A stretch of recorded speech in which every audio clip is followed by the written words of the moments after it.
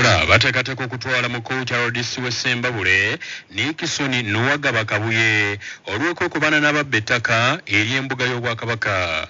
Omusasi waffe eyisa Nicholas Ssekitende ensonga zino azirondodde. Omwami wa Kabaka atwala Mawogola Muteesa Muhammad Sserwadda agambye bamaze okukola ku nteekateeka okutwala RDC ne disitulikiti mu kkooti babawe ekiragiro ekibayimiriza ku bikolwa byabwe eby'obujoozi.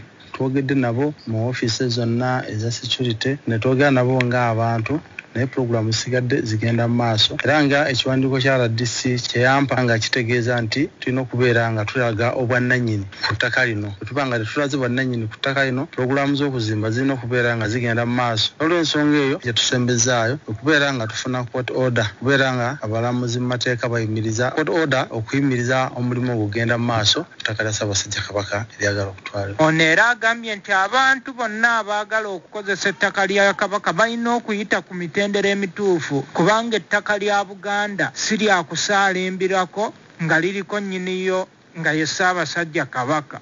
Kwongera okulambikira abantu butya abantu abagala okubeera ku ttaka oba okukwesa ku ttaka lya Ssaabasajja Kabaka butya bwe balina okukola. Sobodde okwogerako ne RDC ne chairman LC5 ne banambikira bulungi butya bwe babadde batambuza emirimu gino nange ne mbalambikira butya bwe balina okutambulira mu kifo kino. N'essuubi okubeera nga batulaga nabo bwino waabwe bwe balina naffe okubeera nga tubalambika oba tebalina bwino oba balina bwino tulina okubeera nga ku mbuga y'essaza esigala nga teriiko bizimbe bya bwannannyini wabula ebizimbe birina okubeera ku mbuga y'essaza birina kuba bya Bwakabaka. Ate era embuga y'essaza kyalambikwa bulungi Buganda Land Board ne local government erina okubeera ng'eriko waakiri eyiika 30. Naye essaawa eno okuva ku mbuga y'essaza wonna wonna weetooloddwa ebizimbe ebiriwo wadde aba disitulikiti baagala okukozesaawo naye tulina okubeera nga tubalambikira bifo ki bye tuyinza okuba okukoleramu era na bifo ki naffe bye tulina okukozesaako kubanga Buganda nabo balina puroguramu oba tulina puroguramu biki bye twagala okukola.